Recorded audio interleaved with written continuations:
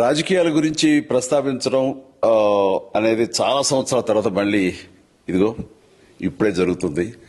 దానికి ప్రధానమైన కారణం తమ్ముడు పవన్ కళ్యాణ్, అలాగే చంద్రబాబు నాయుడు గారు తెలుగుదేశం నుంచి బీజేపీ నాయకత్వం వీళ్ళందరూ ఒక కూటమిగా ఏర్పడ్డారు. అది చాలా సంతోషం, మంచి పరిణామం.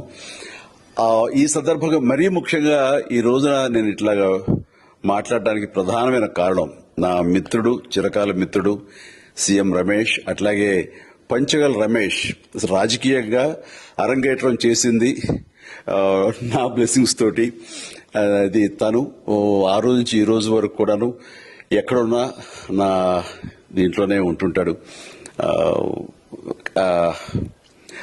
అలాంటి పంచగల్ రమేష్ అండ్ సీఎం రమేష్ గారు వీరు నాకు కావలసిన వాళ్ళు ఇద్దరు కూడాను అనకాపల్లి కాన్స్టిట్యున్సీ లో ఎంపీ క్యాండిడేట్ గా, అలాగే పెందుర్తి ఎమ్మెల్యే క్యాండిడేట్ గా వీరు నిలబడటం అన్నది నాకు చాలా సంతోషంగా ఉంది. ఎందుకంటే ఇద్దరు చాలా మంచి వాళ్లే కాకుండా సమర్థవంతులు. ఇలాంటి వాళ్ళు అలాంటి కాన్స్టిట్యున్సీకి, దాని అభివృద్ధికి ఎంతగానో దోహదపడతారు అన్న నమ్మకం నాకు చాలా ప్రగాఢంగా ఉంది. ముఖ్యంగా సీఎం రమేష్ గారికి కేంద్రంతో ఉన్నటువంటి సంబంధాలు, అనుబంధం ఇది మరీ మరీ ప్రత్యేకం. నాకు అది ఎప్పటి నుంచో తెలుసు. వారి గురించి నేను వింటూనే ఉన్నాను, చూస్తూనే ఉన్నాను.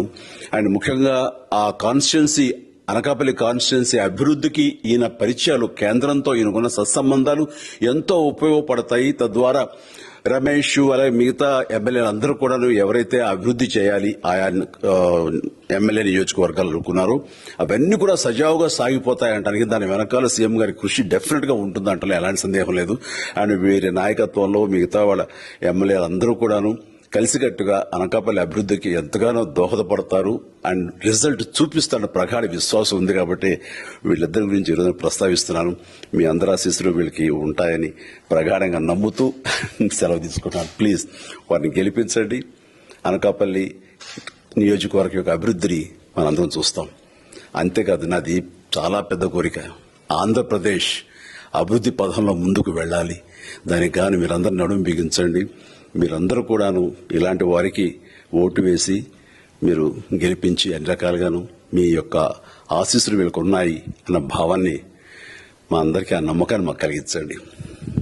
జై హింద్.